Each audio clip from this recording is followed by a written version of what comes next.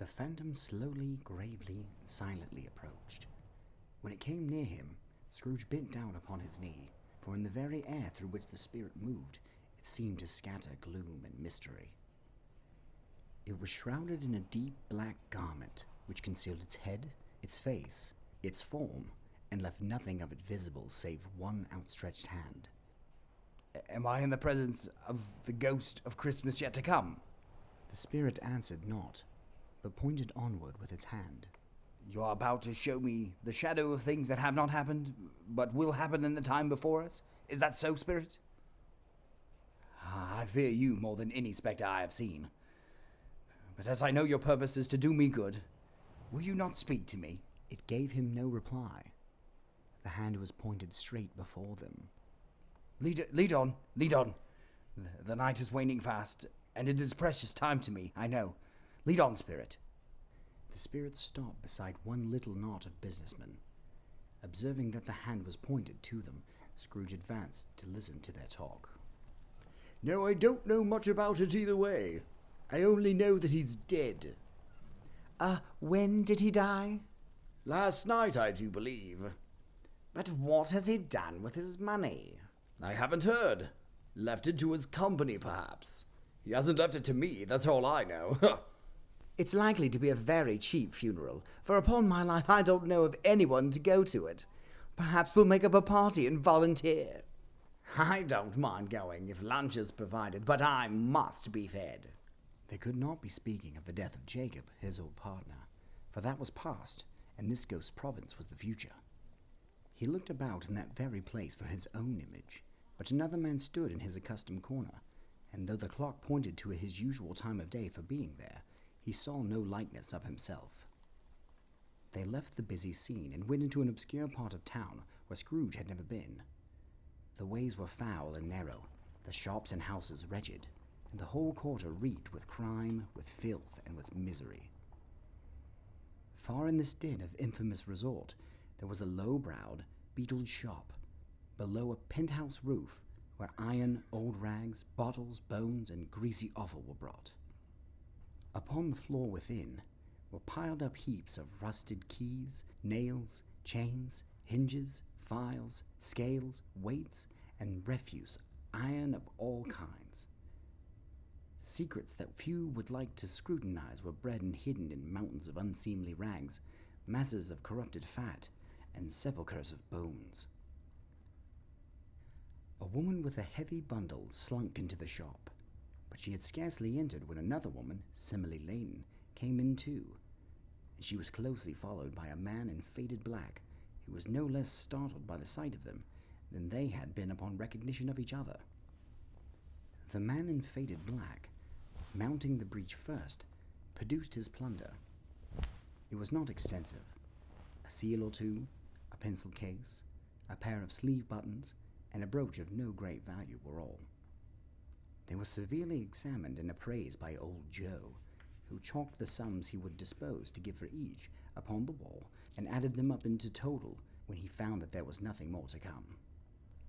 "That's your account, and I wouldn't give another 6 pence if it would be Boyle for not doing it. Who's next?" Mrs. Dilber was next. Sheets and towels, a little wearing apparel, 2 old-fashioned silver teaspoons, a pair of sugar tongs, and a few boots. Her account was slated on the wall in the same manner. "Oh, I always give too much to ladies. It is a weakness of mine, and that's the way I ruin myself. And now that's your account." "Now undo my bundle, Joe." Joe went down on his knees for the greater convenience of opening it, and having unfastened a great many knots, dragged out a large and heavy roll of some dark stuff. "What do you call this? Bed curtains?" Bed curtains. You don't mean to say you took 'em down, rings and all, with them lying there?" Yes, I do. And why not? "You were born to make your fortune, and you'll certainly do it." I certainly shan't hold my own when I can get anything in it by reaching out for the sake of such a man he was.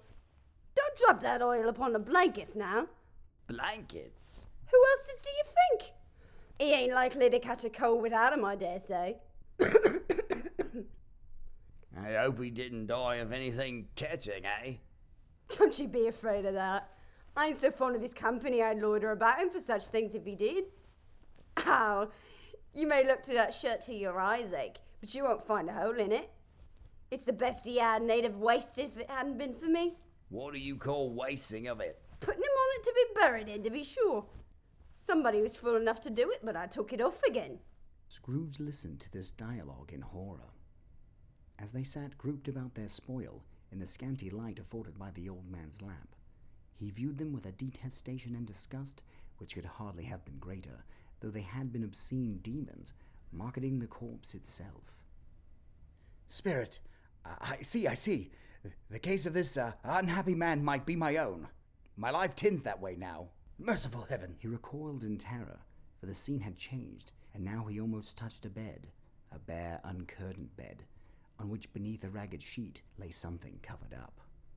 A pale light, rising in the outer air, fell straight upon the bed, and on it, plundered and bereft, unwatched, unwept, and uncared for, was the body of this man. Scrooge glanced towards the phantom. Its steady hand was pointed to the head.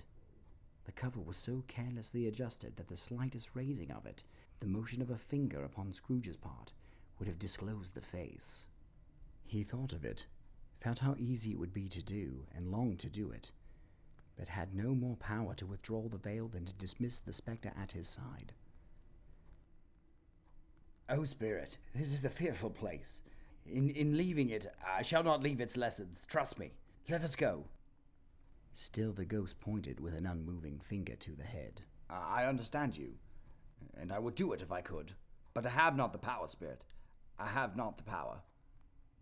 They entered poor Bob Cratchit's house, the dwelling he had visited before, and found the mother and children seated around the fire. Quiet, very quiet. The noisy little Cratchits were as still as statues in one corner, and sat looking up at Peter, who had a book before him. The mother and her daughters were engaged in sewing, but surely they were very quiet. The mother laid her work upon the table, and put her hand up to her face. The colour hurts my eyes. It makes them weak by candlelight. And I wouldn't show weak eyes to your father when he comes home for the world. It must be near his time. Past it, rather. But I think he's walked a little slower than he used to these last few evenings. I've known him to walk with Tiny Tim upon his shoulder. Very fast indeed. Not Tiny Tim. But he was very light to carry, and his father loved him. Said it was no trouble. No trouble. And there's your father at the door. His tea was ready for him on the hob, and they all tried who should help him to it most. Bob was very cheerful with them, and spoke pleasantly to all the family. He looked at the work upon the table, and praised the industry and speed of Mrs. Cratchit and the girls. You'll be done long before Sunday. Sunday? You went today, then? Yes, my dear. I wish you could have gone. It would have done you good to see how green the place is. But you'll see it often. I promised him I would walk him there on Sunday. My little child. My little child. He broke down all at once. He couldn't help it. If he could have helped it, he and his child would have been farther apart perhaps than they were. They drew about the fire and talked, the girls and mother still working. Bob told them of the extraordinary kindness of Mr. Scrooge's nephew, whom he had scarcely seen but once, and who, meeting him in the street that day, and seeing that he looked just a little down, you know. On which, for he is the pleasantest spoken gentleman you ever heard, I told him, I am heartily sorry for it, Mr. Cratchit, he said, and heartily sorry for your good wife. By the by, how he ever knew that, I don't know. Knew what, my dear? Why, that you were a good wife. Everybody knows that.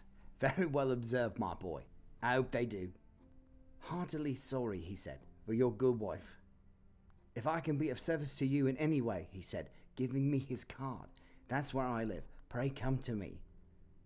Now, it wasn't for the sake of anything he might be able to do for us, so much as for his kind way, that this was quite delightful.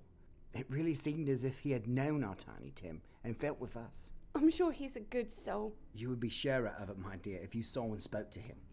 I shouldn't be at all surprised if he got Peter a better situation. Only hear that, Peter. And then Peter will be keeping company with someone and setting up for himself. Get along with you. It's just as likely as not one of these days. But, however and whenever we part from one another, I'm sure we shall none of us forget poor Tiny Tim, shall we? Or this first parting that there was among us. Never. Never, Father. And I know, my dears, that when we recollect how patient and how mild he was, although he was a little child, we shall not quarrel easily amongst ourselves, and forget poor Tiny Tim in doing it. No, never. I am very happy. Spectre, something informs me that our parting moment is at hand. I know it, but I know not how. Tell me what man that was whom we saw lying dead. He joined the ghost of Christmas yet to come once again, and accompanied it until they reached an iron gate. He paused to look around before entering. A churchyard. Here then, the wretched man whose name he had now to learn lay underneath the ground. The spirit stood among the graves and pointed down to one. He advanced towards it, trembling. The phantom was exactly as it had been, but he dreaded that he saw new meaning in its solemn shape. Before I draw near to that stone to which you point, answer me one question. Are these the shadows of things that will be, or are they shadows of things that may be only? Still, the ghost pointed downward to the grave by which it stood. Scrooge crept towards it, trembling as he went, and following the finger, read upon the stone of the neglected grave his own name, Ebenezer Scrooge. Scrooge fell to his knees. Am I the man who lay upon the bed?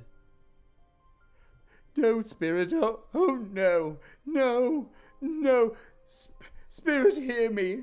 I am not the man I was. I will not be the man I must have been. Why show me this if I am past all hope? For the first time, the hand appeared to shake. Good Spirit, your nature intercedes for me and pities me. Assure me that I may yet change these shadows you have shown me by an altered life. I will honor Christmas in my heart and try to keep it all the year. I will live in the past, the present, and the future. The spirits of all three shall strive within me. I will not shut out the lessons that they teach. Oh, tell me that I might sponge away the writing on this stone. In his agony, he caught the spectral hand. It sought to free itself, but he was strong in his entreaty and detained it. The spirit, stronger yet, repulsed him. Holding up his hands in a last prayer to have his fate reversed, he saw an alteration in the phantom's hood and dress. It shrunk, collapsed, and dwindled down into a bedpost.